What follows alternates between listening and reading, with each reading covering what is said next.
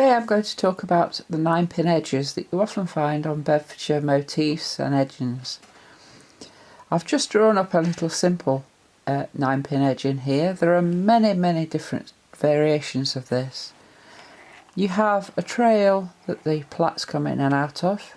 You have a plait that literally zigzags backwards and forwards, and you have a vertical one that comes down and does windmill crossings over the one that's zigzagging in and out. Sometimes you'll find leaf tallies in this vertical line instead of a plait. This adds an extra variation. Sometimes you'll have 2 plaits coming down and crossing the one that's zigzagging in and out. Lots and lots of different variations with it. I've counted over 40 different variations, and although it's called 9-pin, and that's a general classification of the edging, they don't always have 9 pins to them. So this one really has 5. You have the crossing one, 3 picots, another crossing, and then it goes back into the trail. So I'll show you how I go about this. I've set it up already and I've done one. It is on a slightly larger scale, again so you can see it.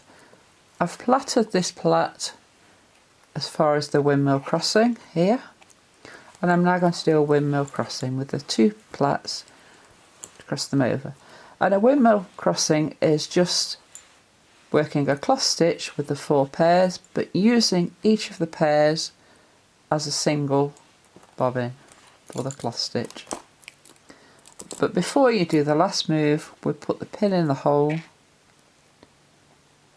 and then just do the last move to cover it and tension it up. And then we can continue the plaits down to the next pinhole. And plaits, if you remember, are continuous half stitches. And do it until it gets into the pinhole. You can still see the pinhole in front of the plait. And then do the second one to the picot.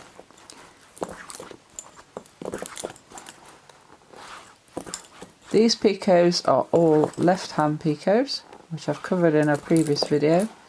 If you want a reminder though, we have 1 twist on already, so we put a further 4 twists on. The pin under the outside of the thread, round to the outside and into the pinhole, keeping the thread loose. Take the second one round in the same direction and make sure they both end up on the inside of the pin, and 2 twists. Continue to the next picot, and again same picot action.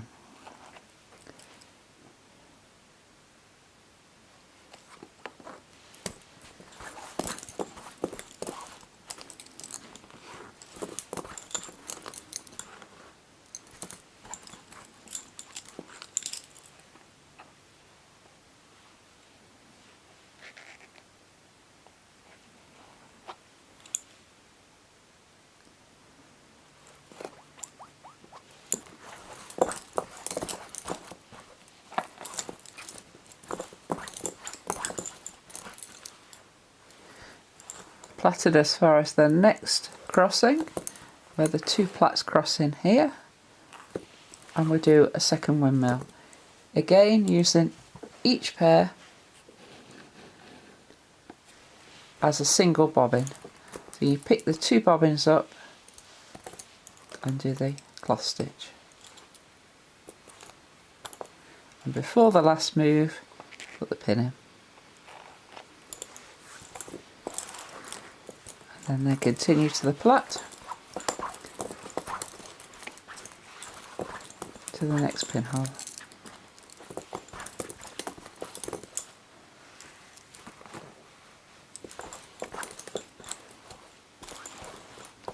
And each time I always plait it as far as I can go rather than waiting till I need to. That's just personal preference. You can leave the plaits to plait them until you get to them if you want. I come back to the trail. Now I've set this up without a foot side because I'm imagining it's in a motif, and you wouldn't have a foot side if it was on part of a motif. So we have 3 pairs of passives plus a worker in most trails as a general rule.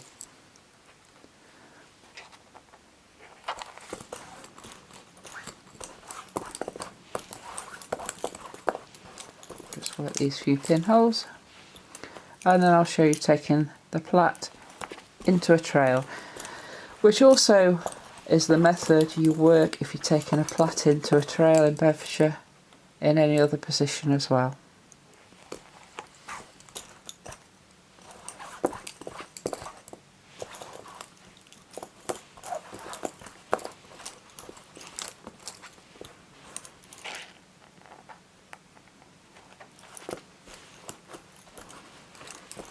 Now the next pinhole I'm going to take the plait in and then leave it straight back out. So because I'm taking it in, I'm going to again treat the 2 pairs of bobbins as if they were singles to work 1 cloth stitch to take them in. And put 2 twists on your workers, put the pin up. But to leave them out, you work 2 cloth stitches and treat them as if they're just normal pairs. And this just reduces the bulk at the join. And this is the way you would always take in pairs into trails. There could be leaf tallies, or there could be plaits. And the taken in this manner does reduce the bulk.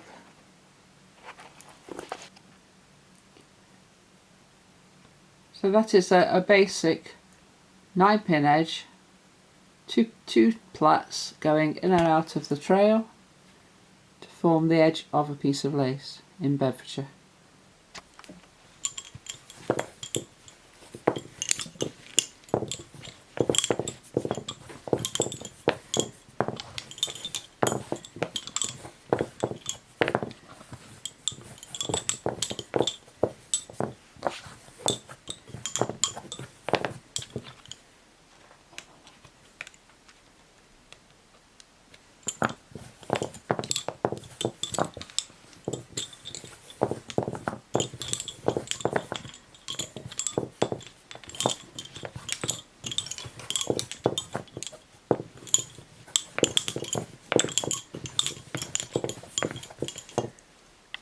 Hope you've enjoyed the video today, just a nice quick one.